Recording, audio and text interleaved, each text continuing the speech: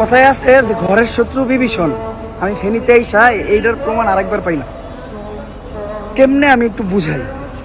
আমরা এই ফেনীতে বন্যার্তদের পাশে দাঁড়ানোর জন্য, ত্রাণ দেওয়ার জন্য বাংলাদেশের বিভিন্ন জায়গার থেকে নিজের অর্থায়নে বা ফান্ড কালেক্ট কইরা কষ্ট কইরা নিজেদের সব কাজ কাম বাদ রেখা, ইনকাম বন্ধ রেখা ফেনীতে এসে মানুষের পাশে দাঁড়াইতেছে। এই টাইমে ফেনীর মানুষ কি করতেছে জানেন? ফেনীতে একটা মোমবাতি 50 টাকা দাম, 5 টাকার মোমবাতি, 10 টাকার মোমবাতির দাম 60, 70, 80, 90, 100 পর্যন্ত। রিক্সা ভাড়া কত জানেন? 40 টাকার রিক্সা ভাড়া 120 টাকা, 130 টাকা, 150 টাকা। 20 টাকার রিক্সা ভাড়া 100 টাকা। কালকে আমি এটার ভুক্তভোগী।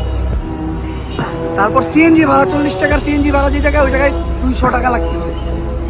প্রত্যেকটা জিনিসের দাম বেশি, চাউলের দাম বেশি। মানে আপনি কি কিনবেন, গ্যাস লাইট, ম্যাচ, সব কিছুর দাম বেশি। সবচেয়ে মজার বিষয় কি জানেন? ডারবির প্যাকেট 60 টাকা করে বিড়ি, যে বিড়ি আমি খাই না, আমি আমার সাইটে মানে বিক্রি হইতেছে।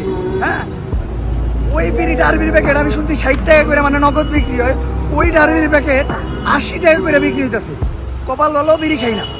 80 টাকা, 90 টাকা, 100 টাকা, 120 টাকা, মানে তার কাছ থেকে পারতেছে এমনি নিতেছে। এখন আপনি কইবেন যে ভাই একটা রিক্সাওয়ালা একটু বেশি নিতেছে কি, যে পানির ভিতরে তারা টিপ মারতেছে। ভাই আমি আজকে দেখছি কি জানেন, একজন ভিক্ষুক ভিক্ষা করে যে টাকাটা পাইছে, ওই টাকাটা ফান্ডে কালেক্ট করতেছে, যারা ত্রাণ দিতেছে তা করে দিয়ে দিতেছে, যে ভাই আপনারা নেন, আমাকে ফ্যামিলি হাতে করে বাঁচতাম। আর একটা ভ্যানের একটা রিক্সাওয়ালা কেন তাইলে উনি বেশি নিব? বেশি নিলে 10 টাকা নিব, 20 টাকা নিব। পানি তাই কেন বেশি নিব? কেন পানি ভেঙে দূরান্ত থেকে আসে নাই মানুষ? আসছে।